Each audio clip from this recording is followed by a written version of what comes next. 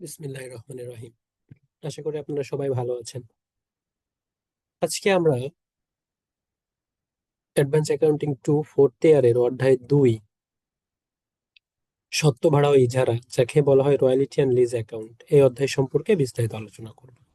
এখান থেকে বি পার্টে একটি কোশ্চেন আসে 4 মার্কের এবং সি পার্টে একটি কোশ্চেন আসে 10 মার্কের। এটা প্রতি বছর আসে, এটা নিয়ে কোনো সন্দেহ নাই। ইনশাল্লাহ এবছরও আসবে ধারাবাহিকভাবে। এখানে আমরা 3টি ফরম্যাটে অঙ্ক করব। শুরুতেই একটা নর্মাল বেসিসে অঙ্ক করব, একটা মিনিমাম বেসিসে অঙ্ক করব, আর একটা হচ্ছে সাব লিজ বেসিসে অঙ্ক করব। তোমরা যে বেসিসে অঙ্ক করি না কেন, এখানে আমাদের দুইটা পক্ষ থাকবে। একটি পক্ষ হচ্ছে in a books of landlord, আর একটি পক্ষ হচ্ছে in a books of lease. তো বেশিরভাগ প্রশ্ন নর্মাল বেসিস থেকে আসে, দেখা গেছে প্রশ্ন অ্যানালাইসিস করে। তো এই নর্মাল বেসিস সম্পর্কে আজকে আমরা আলোচনা করব। তো নর্মাল বেসিসে আমাদের 5টি রিকোয়ারমেন্ট থাকবে। কয়টি রিকোয়ারমেন্ট থাকবে? 5টি। এই 5টি রিকোয়ারমেন্ট কি কি থাকবে সেগুলো যদি আমরা দেখি, 1 নম্বর রিকোয়ারমেন্ট থাকবে অ্যানালাইসিস অফ রয়্যালিটি পেয়েবল বা রয়্যালিটি রিসিভেবল। 2 নম্বর রিকোয়ারমেন্ট যদি থাকে, জার্নাল করতে বলবে, জার্নাল এন্ট্রিস। 3 নম্বর রিকোয়ারমেন্টে আমাদের করতে বলবে রয়্যালিটি অ্যাকাউন্ট।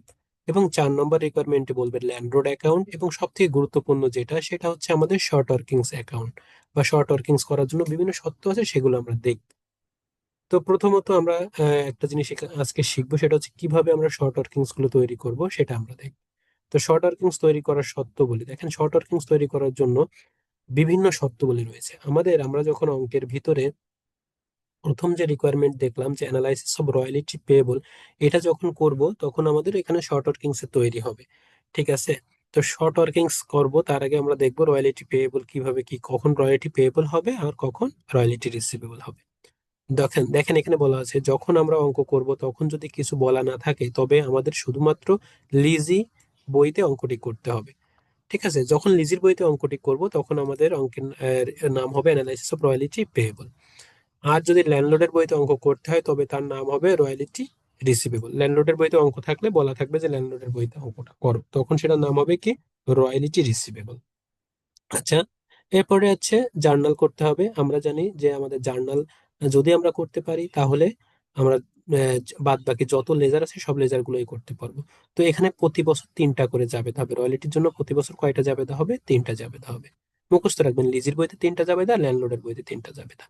তো লিজির বইতে যে 3টা জাবেদা হবে, একটা হচ্ছে 1 নম্বর জাবেদা royalty debit, short workings debit. আর যদি কখনো শর্ট ওয়ার্কিংস আদায় হয়, সেক্ষেত্রে শর্ট ওয়ার্কিংস কি হবে? ক্রেডিট হবে, ল্যান্ডলর্ড ক্রেডিট। এই হচ্ছে 1 নম্বর জাবেদা, মুখস্থ করে ফেলতে হবে।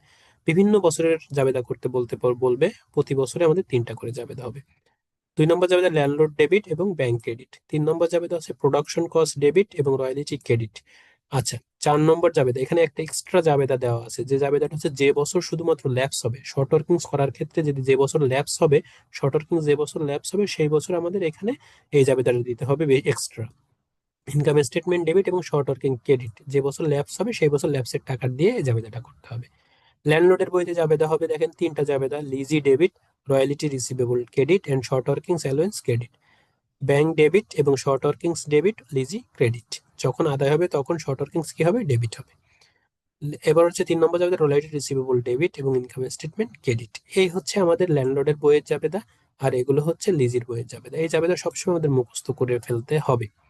তো মূলত এখানে এরপরে রিকোয়ারমেন্ট 3 বা যেটা করতে বলে, সেটা হচ্ছে রয়্যালিটি অ্যাকাউন্ট, মানে খতিয়ান, ল্যান্ডলর্ডের খতিয়ান। এগুলো আমরা অঙ্কের ভিতরেই শিখবো। মূলত আমাদের যেটা শিখতে হবে, যে শর্ট ওয়ার্কিংস কিভাবে তৈরি হয়, শর্ট ওয়ার্কিংস কিভাবে রিকুপ করতে হয়, শর্ট ওয়ার্কিংস কিভাবে ল্যাপস হয়, এগুলো অঙ্কের ভিতরেই শিখতে হবে। বাট কিছু নির্দিষ্ট রুলস আছে, সংকেত আছে, যেগুলো দিয়ে আমরা শর্ট ওয়ার্কিংস পূরণের ক্ষেত্রে আমরা এগুলো কাজে লাগাবো।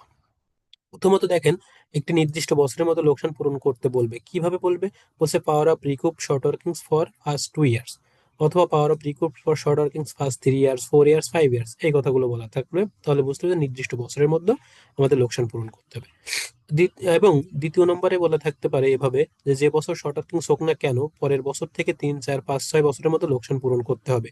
তখন কথাগুলো এভাবে বলা থাকবে: short workings could be recoup within 3, 4 years, following 3, 4 years, next 3, 4 years, subsiding 3, 4 years which short workings occur. যখন শর্ট ওয়ার্কিংস সৃষ্টি হোক না কেন, তার পরবর্তী 3, 4, 5 বছরের মধ্যে সেটা কি করতে হবে? পূরণ করে নিতে হবে, তা না হলে সেটা ল্যাপস হয়ে যাবে।